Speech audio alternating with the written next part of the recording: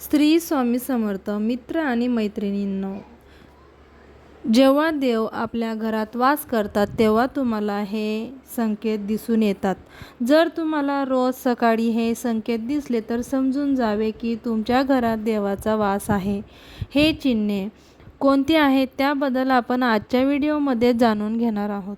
देवाला प्रसन्न करण्यासाठी लोक अनेक प्रकारच्या पूजा आणि उपास करतात.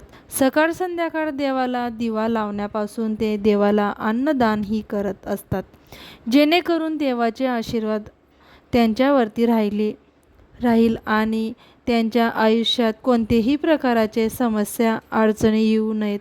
आपण सर्वजण हे जाणतो की देवाचा आराधना आणि पूजा केल्याने तो आपल्यावर प्रसन्न होतो, परंतु तुम्हाला माहिती आहे का की तो आपल्याला याबद्दल इशारा एक देखील देतो. आज आपण या चिन्हाबद्दल जाणून घेणार आहोत, जे तुम्हाला सांगतात की देवीचे विशेष कृपा तुमच्यावर आहेत.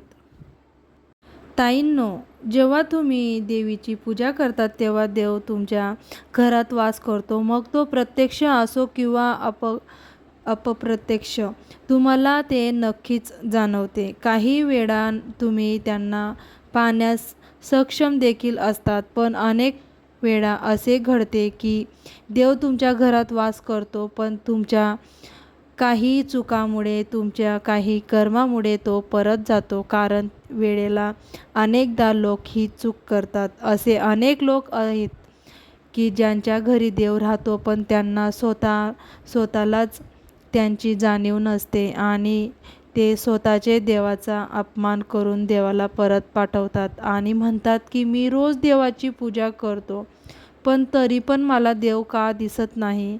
जर तुमच्या या सर्व चुकांमुळे देव तुमच्यावर क्रोधित होतो. म्हणून आज आपण या लक्षणाबद्दल अगदी सविस्तर माहिती या व्हिडिओमध्ये जाणून घेणार आहोत. अशा लक्षणांमुळे तुम्ही स्वतःचे समजू शकाल.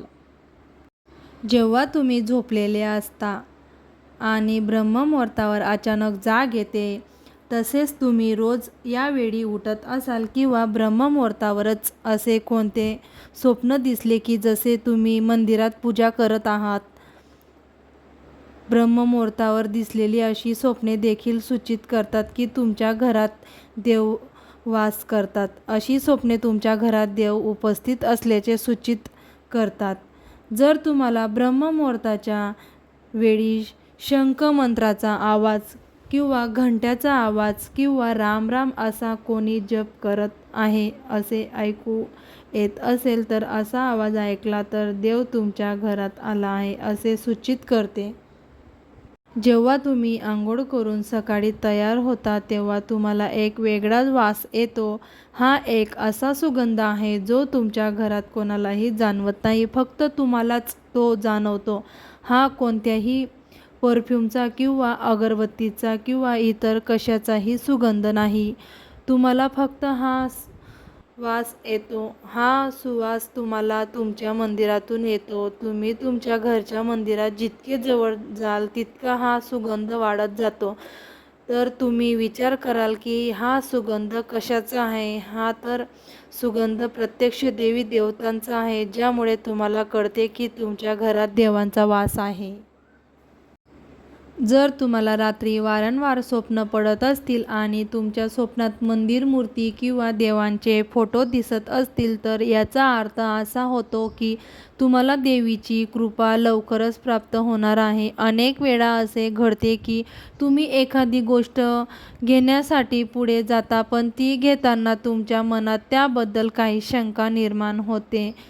सर्व काही सुरळीत झाल्यानंतर असे काही घडते की जे आपल्या निर्णय घेण्यापासून थांबवते. तेव्हा असे मानले जाते की तुम्हाला कोणत्या तरी देवी शक्तीचा आशीर्वाद आहे. ज्या लोकांना देवीचा आशीर्वाद आहे, मग ते श्रीमंत असो किंवा गरीब, त्यांना सर्वत्र आधार मिळतो. जर कोणी कमी काम करूनही त्यांना यश प्राप्त होत असेल तर हे देवांच्या कृपाचे लक्षण आहेत. देव ज्यांच्यावर प्रसन्न होतो त्यांचे सर्व संकटांपासून रक्षण करतो. जर तुम्ही अनेकदा पहाटे 3 ते 5:30 दरम्यान म्हणजेच ब्रह्ममुहूर्तावर उठत असाल तर ते देखील देवांचे लक्षणे आहेत.